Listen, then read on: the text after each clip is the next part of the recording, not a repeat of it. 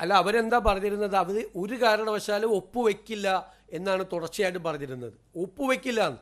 ഞങ്ങൾ എന്തിനാ എതിർത്തത്? നിങ്ങൾ അന്നത്തെ എൻ്റെ മറുപടി കേട്ടു നോക്ക്. ഒപ്പുവെക്കില്ല എന്ന് പറഞ്ഞിട്ട് മന്ത്രിസഭാ അംഗങ്ങളെ പോലും ഇരുട്ടിൽ നിർത്തി ഇവർ പോയി ഒപ്പുവെച്ചു, ആരെ അറിയിക്കാതെ. എന്നിട്ട് മന്ത്രിസഭാ യോഗത്തിൽ മുഖ്യമന്ത്രിക്കും പൊതുവിദ്യാഭ്യാസ മന്ത്രിക്കും മാത്രം അറിയാം ഇതിൽ ഒപ്പുവെച്ച കാര്യം.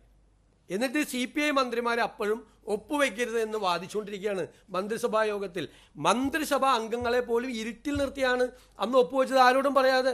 ഇല്ലെങ്കിൽ ഞങ്ങൾ ഇതിൽ ഒപ്പുവെക്കുന്നു, ഈ തീരുമാനം ഒപ്പുവെക്കാതിരിക്കാൻ പറ്റില്ല. ഇതിൻ്റെ അകത്ത് വേറൊരു പ്രശ്നമുള്ളത്, 1100 കോടി രൂപ കൂടി അവിടെ നിന്ന് കിട്ടാനുണ്ട് പണം. ഇപ്പോൾ 106 കോടി രൂപ അനുവദിച്ചത് ഉൾപ്പെടെ 1100 ചില്ലാൻ കോടി രൂപ കിട്ടാനുണ്ട്. ഈ പണം എന്ന് പറയുന്നത് കേന്ദ്രം നൽകുന്ന ഔദാര്യം അല്ലല്ലോ. കേന്ദ്രം നൽകുന്ന ഔദാര്യം അല്ലല്ലോ ഈ പണം. നമ്മൾ ഈ പണം നമുക്ക് വേണ്ടേ? നമ്മൾ കൊടുക്കുന്ന GSTയുടെ പകുതി കൊണ്ടുപോകുന്നത് കേന്ദ്ര സർക്കാരാണ്. കേരളത്തിലെ ജനങ്ങൾ കൊടുക്കുന്ന GSTയുടെ പകുതി, ഇവിടെ നിന്ന് കൊടുക്കുന്ന ഇൻകം ടാക്സ് മുഴുവനായി കൊണ്ടുപോകുന്നത് കേന്ദ്ര സർക്കാരാണ്. അപ്പോൾ കേന്ദ്രത്തിൽ നിന്ന് കിട്ടുന്ന പണം എന്ന് പറയുന്നത് നമ്മുടെ അവകാശമാണ്, അത് അവർ നൽകുന്ന ഔദാര്യമല്ല. ഒരു കാരണവശാലും ഒരു വർഗീയ അജണ്ടയോ ഒരു കമ്മ്യൂണൽ അജണ്ടയോ നടപ്പാക്കാൻ സമ്മതിക്കാതെ കരിക്കുലത്തിന് പൂർണ്ണമായ സ്വാതന്ത്ര്യത്തോടു കൂടിയേ നമ്മൾ ചെയ്യുള്ളൂ.